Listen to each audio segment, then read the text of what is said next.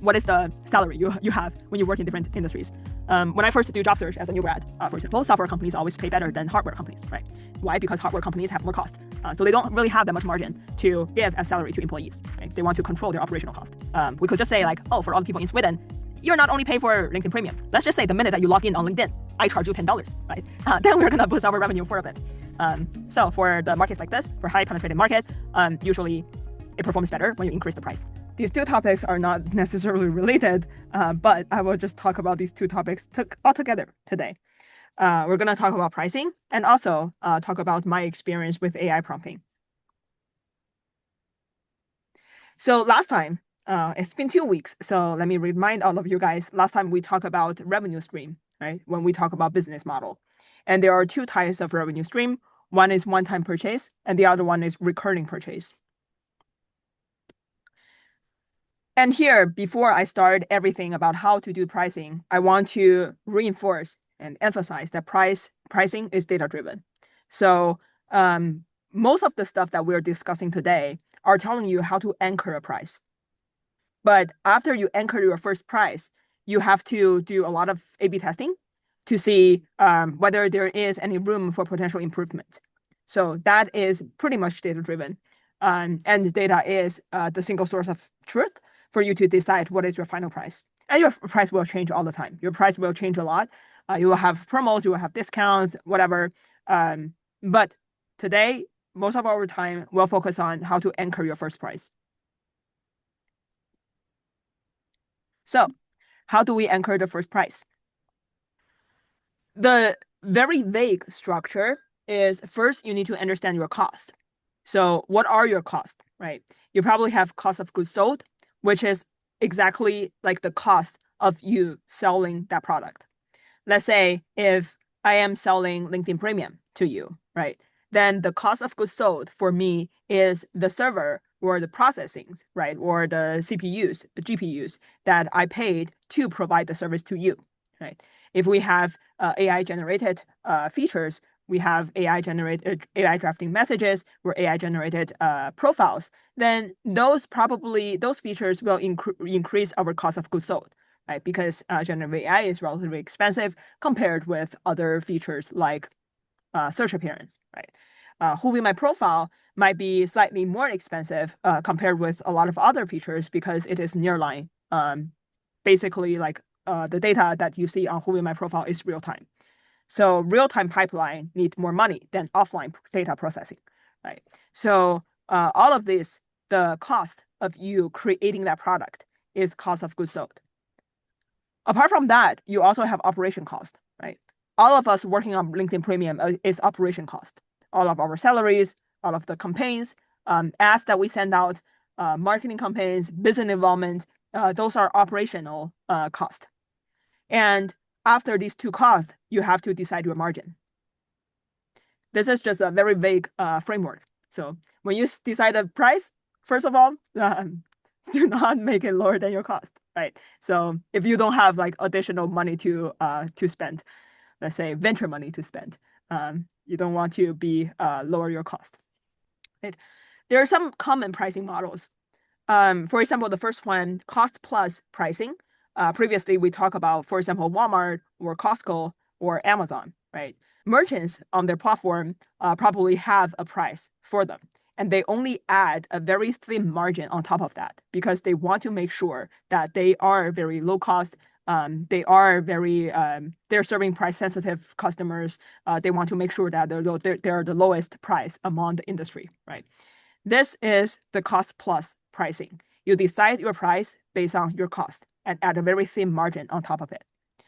The second one is value-based pricing. So for value-based pricing, previously I talked about when we do research for LinkedIn Premium, we research on people's willingness to pay for different features, right? And that is the perception for the value. Or you could also say that what is the functional value for a specific thing, right? Maybe previously, if you do not have this new product, you probably need to spend whatever money, right? And that is the willingness to pay for the users to solve the same problem. So that is the value from the user's perspective. That could be functional value. If, let's say, you give JJ $200 for me to review your resume, right? And there might be an AI service to do so as well. And they will be like, oh, Lexine paid JJ $200. Then Lexine's willingness to pay is $200 to the same service, right? So then I could see that the weight value of this service is $200 per hour. Okay? So this is value-based pricing, functional value. It could also be emotional value, right? A lot of products that are very high price are emotional value. For example, like luxury products, right? These days I'm looking for designer bags, and God damn it, they are so expensive. So these are the value to provide you for like social status or to provide you emotional value, right? iPhone is still very expensive and way more expensive than Pixel. Right? Is it really good? Is it iPhone 17 Pro Max really better than Pixel? Question mark. And recently Pixel has a new ad that I encourage you guys to check it out. I really like the new ad, and they were just laughing at iPhone basically. So they were like, oh, this company is changing the billboard, and they didn't change. So this company is selling ice cream, and they didn't change the image of the ice cream. They just changed the word to the new ice cream. So they were like using this to laugh at Apple. Basically, like their product didn't change, but they just keep adding numbers on their versions. So iPhone is providing you an emotion value, right? Because you just think that you're better with Apple products, or it is providing you more value because you already have Mac and iPad, right? So you are stuck with their ecosystem. So all of those are value-based pricing. And of course, cost and value is not the single source of factor when you consider pricing.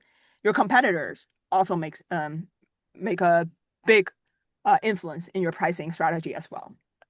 If this industry is very high margin and all of your competitors have like 20% of margin and they price at like $200, your cost is only $100. And you're thinking, maybe I can do like $110, right? Why? You're probably leaving money on the table. There won't be more people using your product or service, and you just keep simply leaving money on the table, right? So you don't want to do that. You want to look at your competitors, and this is the industry benchmark. Right? All of them are priced at $200, so go for it, right? You probably want to use that as a factor too. Besides that, we also have the dynamic pricing. Dynamic pricing is usually used in marketplace. So when you call an Uber, when you call Lyft, every time the price is different, right? Even if when you go to the same place, the price is different because it is on the marketplace, and the demand and supply relationship decide your pricing. It is the same thing with the ads marketplace. Right? So we can only give you an estimation of if you want 1,000 impression of your ad, this is the price that you are going to pay. But is it exactly that price that we're going to pay to get you the 1,000 impressions? Not necessarily, because we want to see how many ads placements are there that we can place on the platform, right? Or whether there are third-party supplies that we could use to send your ads to. So the pricing is dynamic for marketplaces. We also have tiered pricing, and this is very common when it comes to subscriptions.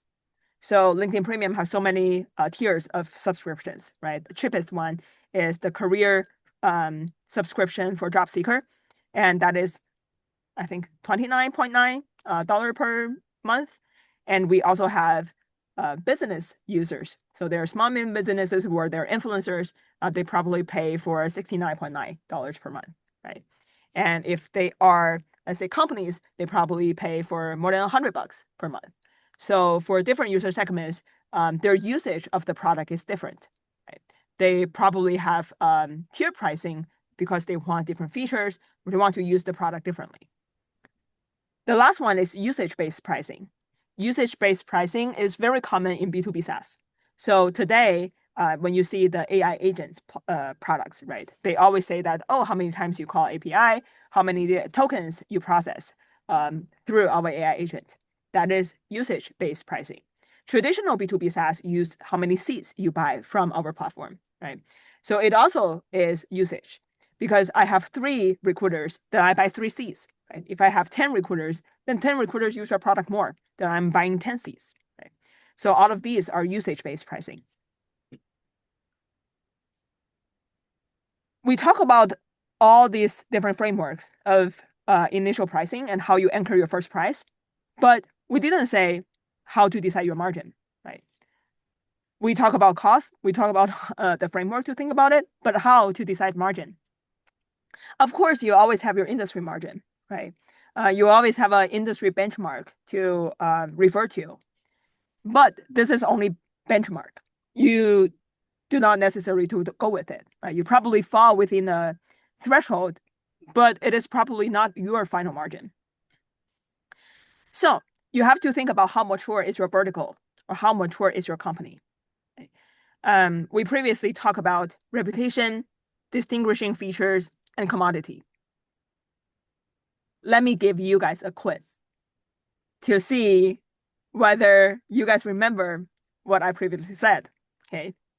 So for a company that have a new service, let's say the whole market only have this company providing this product or service versus the company have been progressing for like 10 years. This is a mature industry. The company is mature.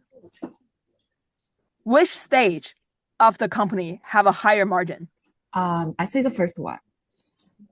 The first one? Yogesh said the second one. Lexin said the first one. Who else said the first one? Shirley also said the first one. I'm gonna kick all of you guys out. Okay. I'm just gonna keep Yogesh here. The more mature the industry is, the higher the margin. You guys mix up 2 concepts. The money thing that is higher when the company is not mature is the price, it's not the margin. So usually, let's say when you're ChatGPT, you're coming into this market as the first player. Your price is super high, but your margin is low because your cost is super high too. As you have more competitors coming in, as you have the first mover negotiation power, as you have more consumers in this market, your cost will be significantly lower.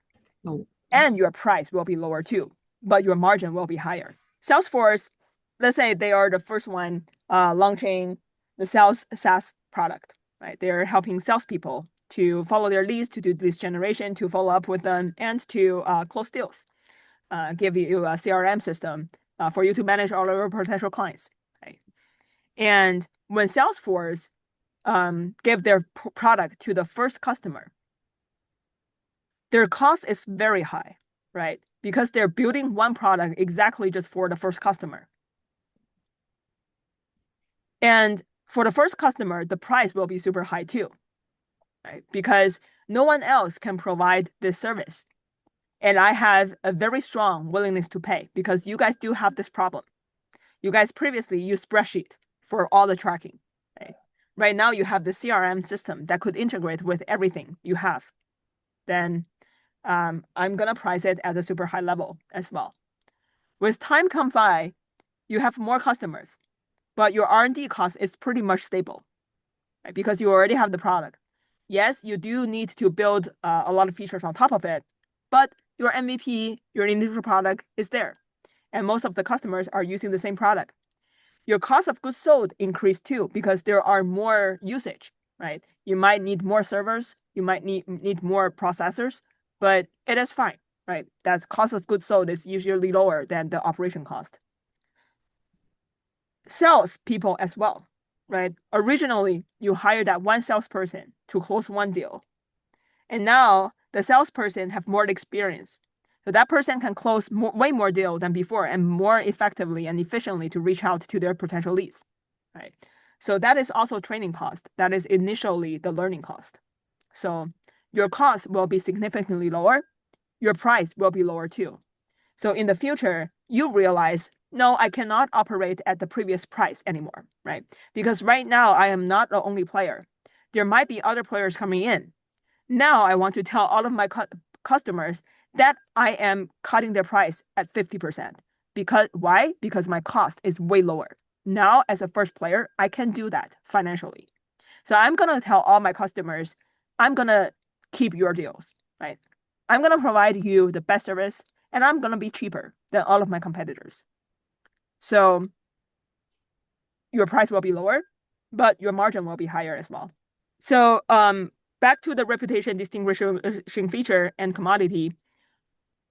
When we talk about, like, let's say Salesforce, right, being the first player, they have reputation, right? And then more CRM platforms come in, then you struggle with distinguishing feature and become commodity, right? Your price goes down, but your margin also goes up because you have way more experience, and also your cost is relatively coming to becoming lower. And now you probably want to think about distinguishing feature again and go back to reputation, right? Either you are saying that, oh, we are providing you the best service, we're providing you the fastest service, or we can give you potential least recommendation, right? We can help you to expand your business. We can give you agent force, right? So all of those are distinguishing features for you to get back to reputation. That is how you can add more price, add a higher price to your product. But a higher price doesn't mean that the margin is higher, because it depends on what are the distinguishing feature that you are building. But usually, the more mature the company is, the more mature the industry is, the higher the margin is. So if we come back, let's just let me add one more point to emphasize the maturity of the business and maturity of the company here. The first rule, SaaS company, right? If you're looking at the gross margin, the gross margin is your price, your price minus your cost of goods sold divided by your price. Okay, so basically this is what is left out there after we remove the cost of goods sold. Right? We talk about for software, this type of like product, the cost of goods sold is extremely low. Because we're just basically paying for the storage, the cloud computing, and such, right? So if you're looking at the software industry, the gross margin is usually 70 to 80%. The operational margin, it depends, right? For that's also why, let's say for LinkedIn Premium, the margin, the net margin is way higher than the LinkedIn Talent Solution, because we previously also talked about for operational margin or for operation cost. For premium, let's say, most of the operation cost is on R&D, right? They pay for product managers, they pay for engineers, and these people are basically all the operational cost. But for B2B SaaS products, you also have a sales team that is pretty much the same size of an R&D team. So your operational cost doubled.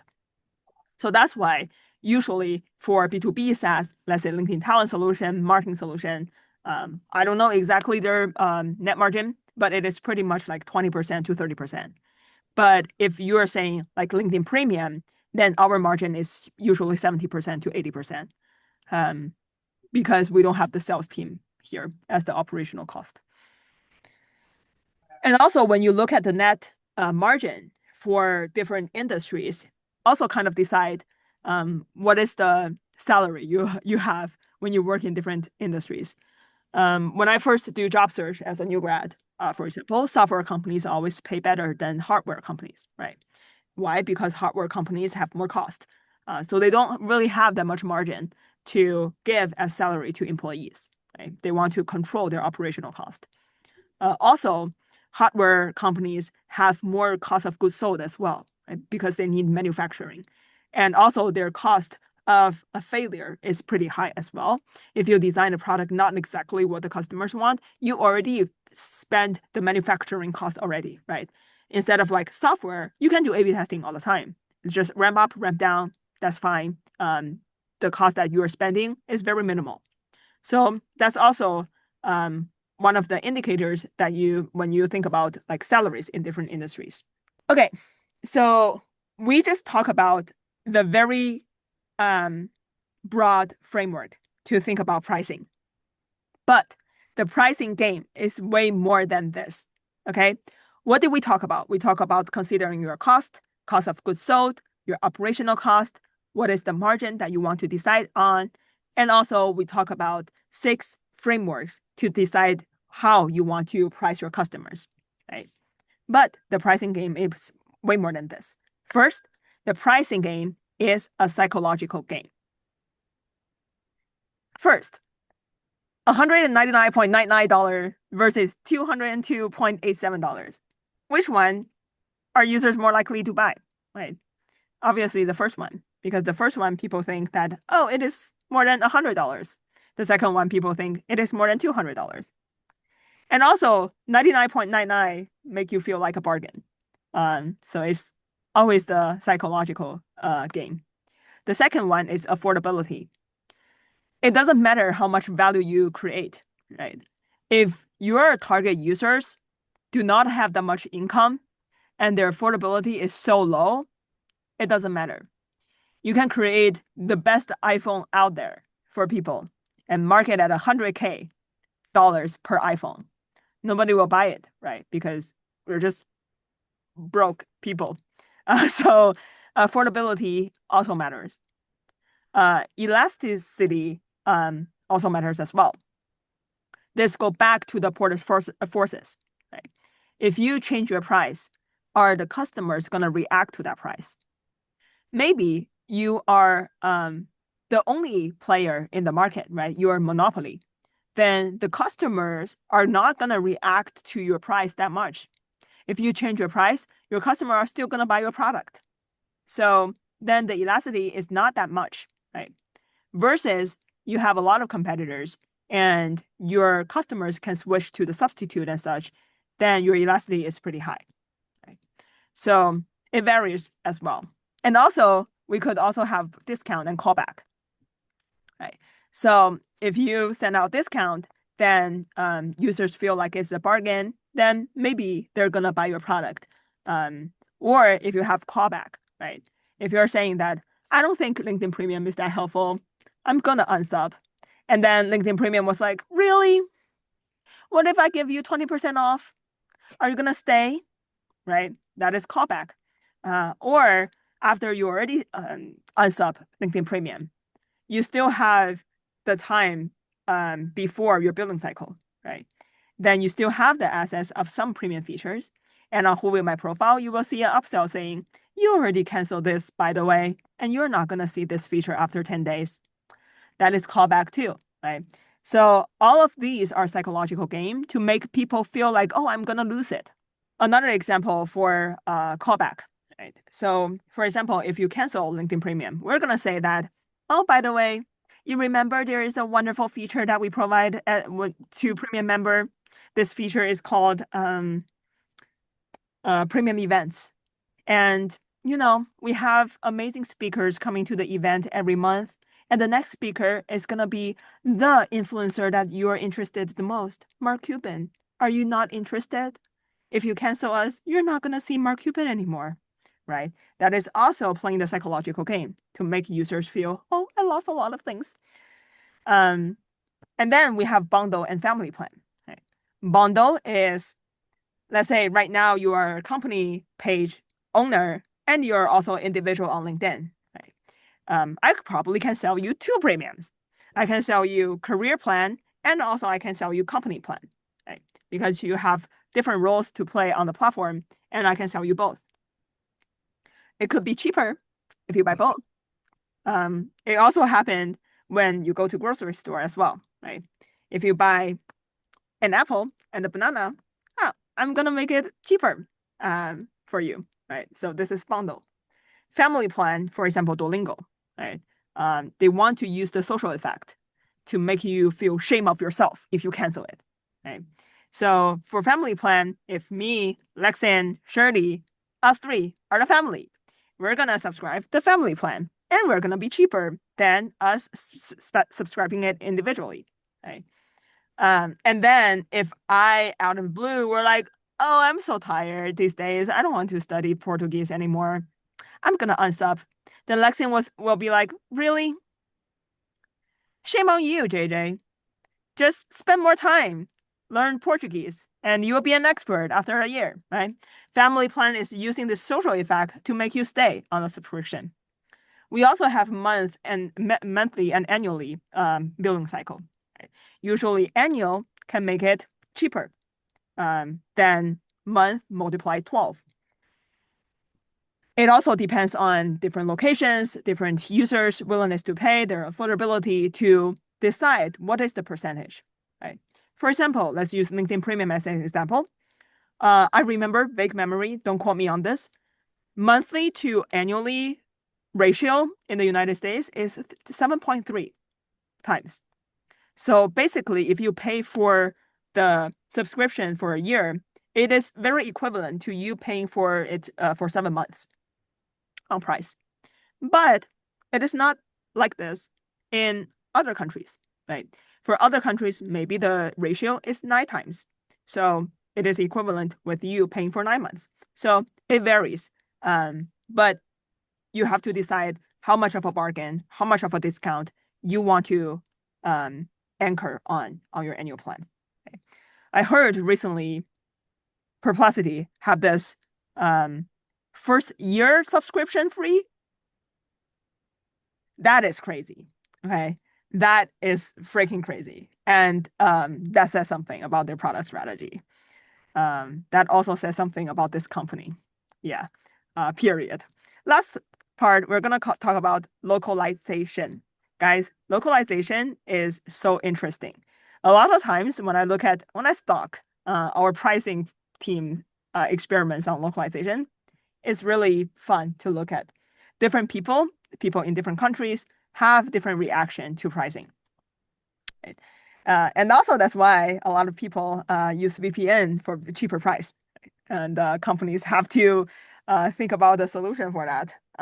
For Netflix, for example, you can have different IP for different films if you are in different locations, right? For App Store, it is the same.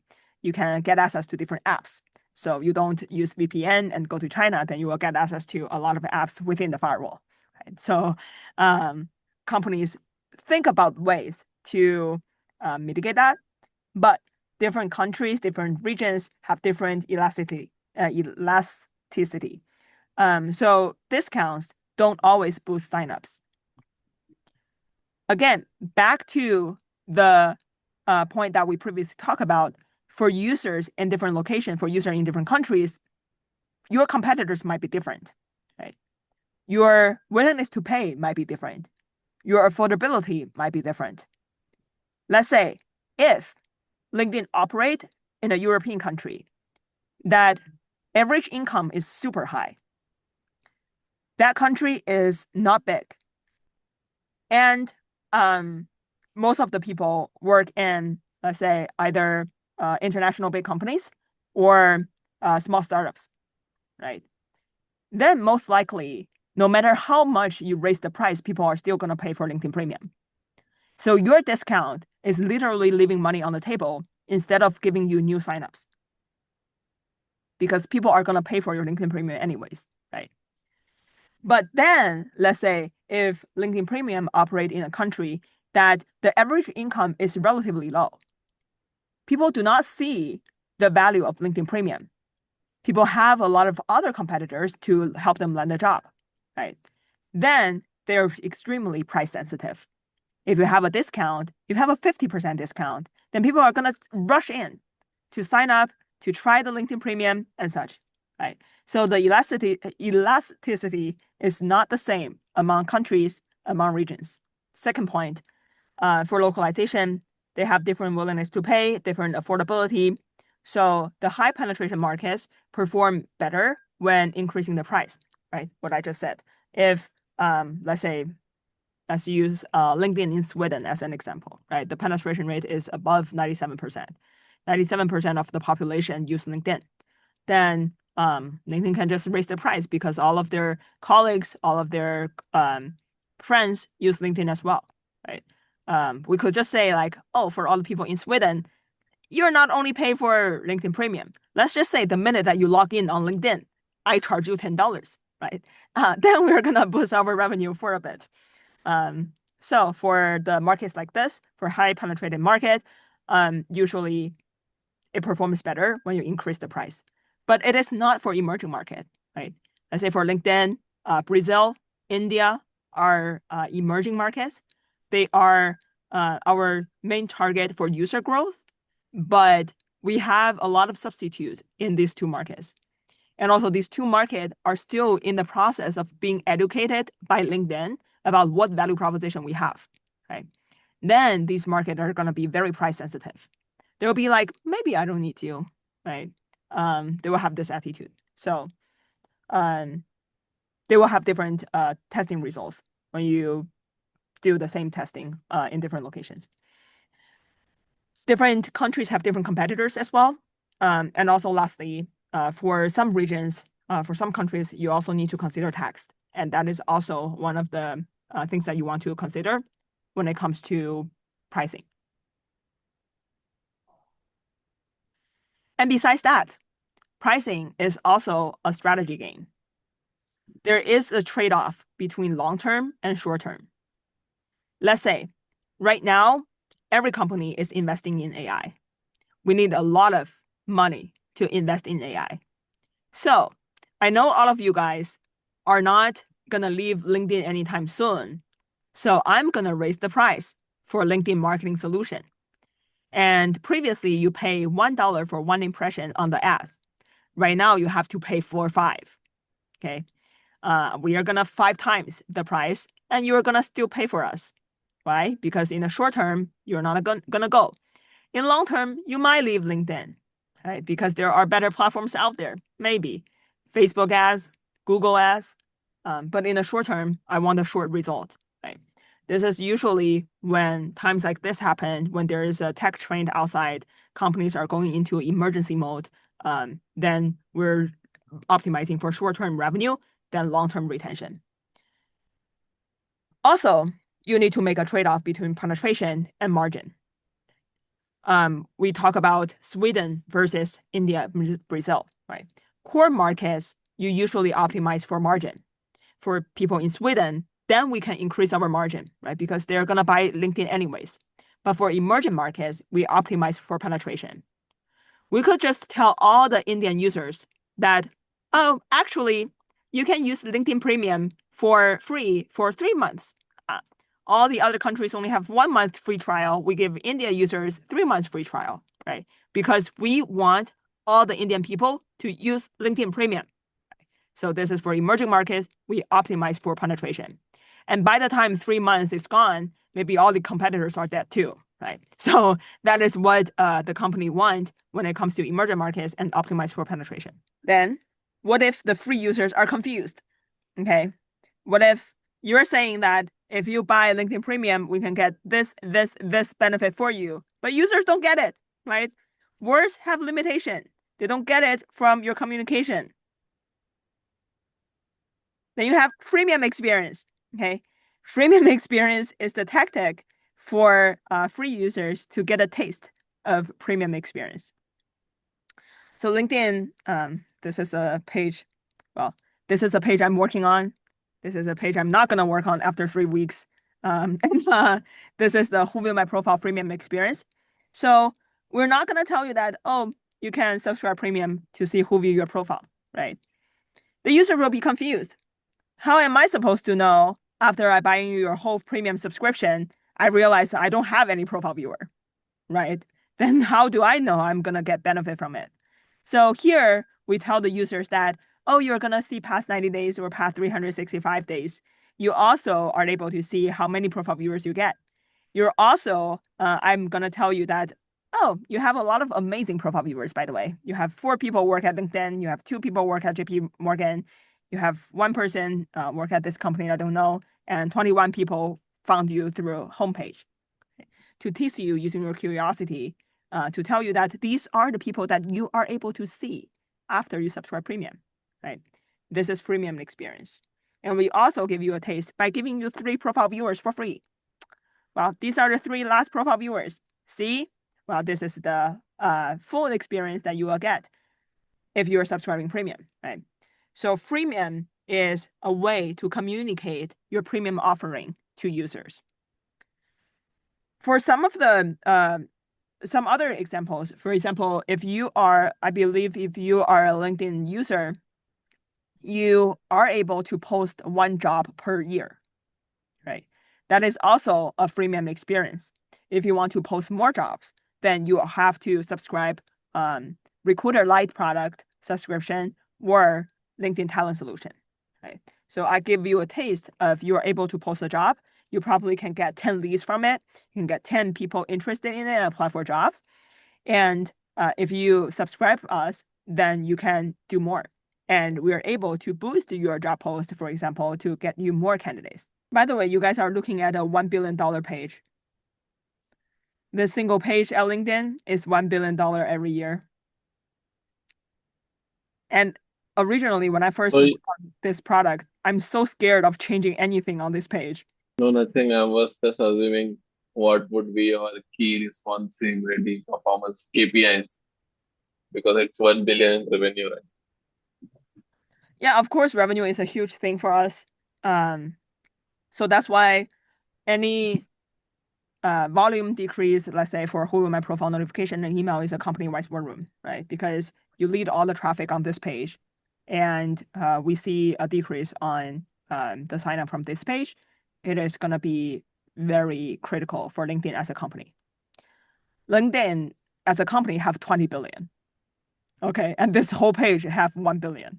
So that's why I have war room all the time. My team have war room all the time. If there is a button on this page doesn't work, that is several $1 million.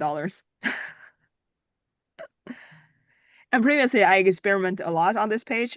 Let's say, for example, I'm adding a new upsell here, telling you that after you subscribe premium, you are able to see richer analytics about your profile viewers. And then guess what? The sign up decrease. Although I add a new upsell here, right? Because the cannibalization is so high. All of the upsells here drive you $1 billion every year. And if you add one upsell that is not performing as high as all of these existing upsells, you are taking the average down. Right? So people will be looking at your new upsell and be like, what are you trying to say? And forget to convert from other upsells. So the more advanced your product is, the more cannibalization it will be, right? Probably previously, when LinkedIn first have mobile app, then the first notification is going to get all the traffic, right? And now that we launch hundreds of notifications, if you add one more notification, if your notification is not performing that good, then the cannibalization is going to be so high and you are going to have negative engagement across LinkedIn, right? Because people who could have convert from other higher performance notifications.